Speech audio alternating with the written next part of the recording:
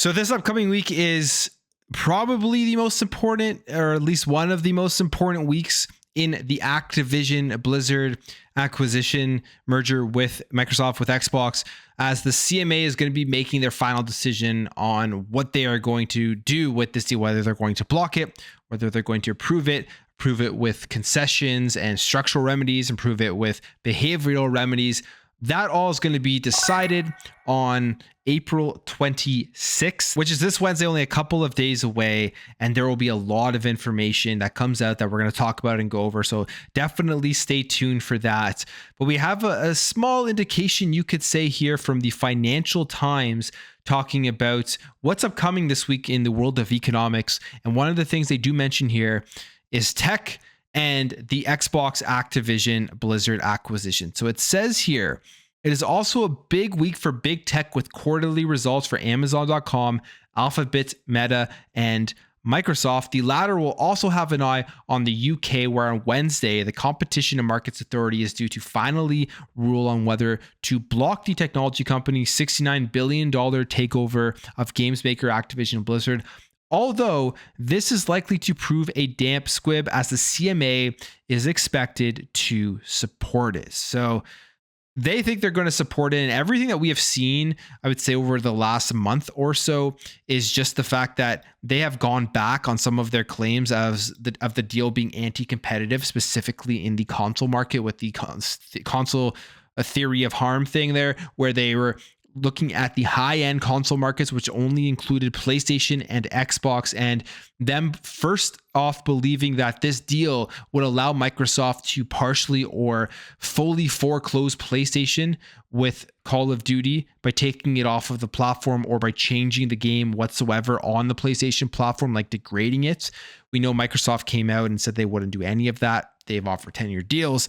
They said that there's going to be a third party to enforce the promises that they have been making with the concessions to the CMA to try to get this deal passed.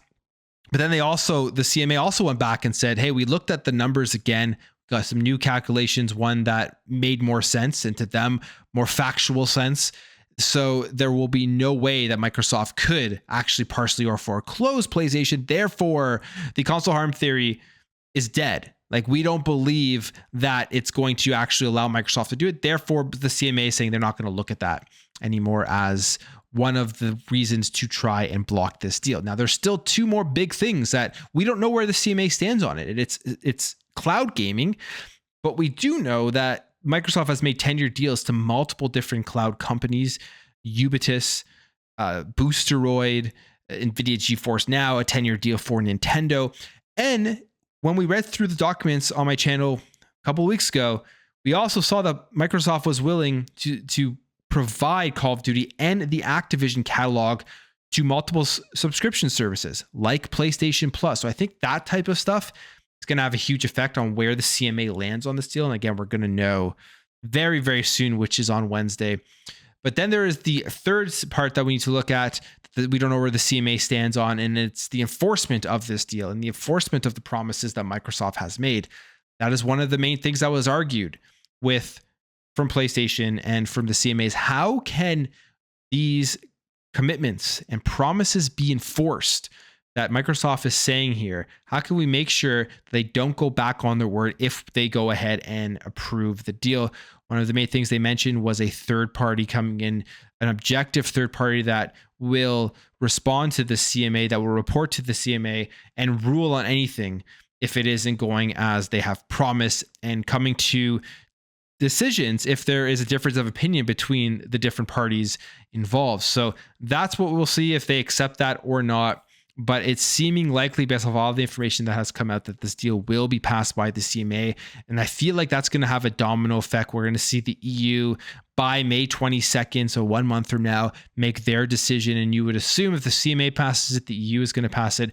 Then it goes to the FTC, which can go all the way to court on August 2nd. But if the EU and the CMA have passed it, I'm guessing the FTC is going to come to an agreement with Microsoft, with Xbox, before it gets to that point, especially with everything that's going on with Lena Khan, her being scrutinized and just being asked specific direct questions about the Activision Blizzard merger and why they're out there trying to protect Sony. So there's been a lot happening. And another thing to keep in mind is on the 26th, Microsoft is in the UK at a showcase for games where they're going to be there talking about their business and everything, talking about what's coming at the same time the CMA is passing their decision.